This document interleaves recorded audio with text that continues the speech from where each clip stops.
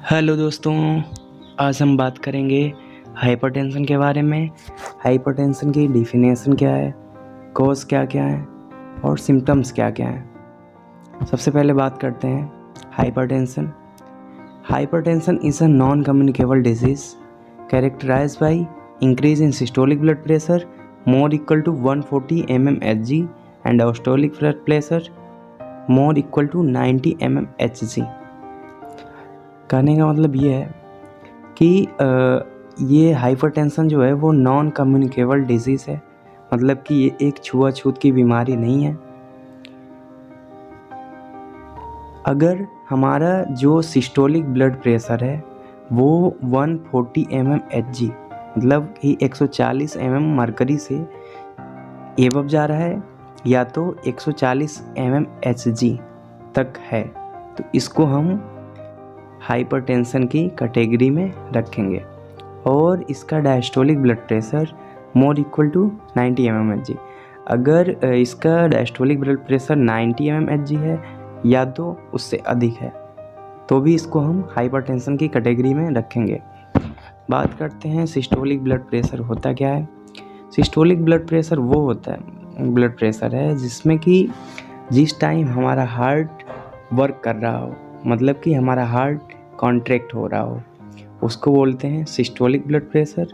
And जब हमारा heart relax mode में हो, मतलब रिलैक्स कर रहा हो, उसको हम बोलेंगे डायस्टोलिक ब्लड प्रेशर। बात करते हैं इसके कॉजेज़ के बारे में।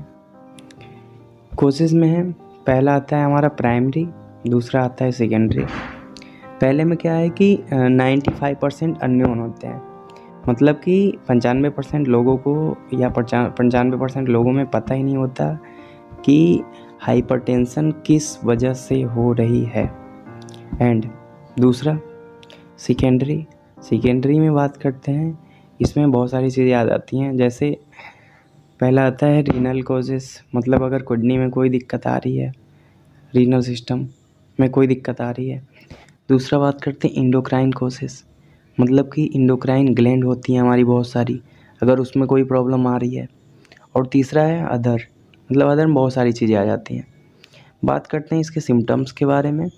तो सिम्टम्स क्या क्या होते हैं इसके, जैसे एसओवी मतलब शॉर्टनेस ऑफ ब्रीथ, अगर सांस लेने में प्रॉब्लम आ रही है। दूसरा चेस्ट पेन, सीने में दर्द है। तीसरा एंगर, अगर बहुत ज़्यादा गुस्सा आ रही है। चौथा फीवर, अगर फीवर है।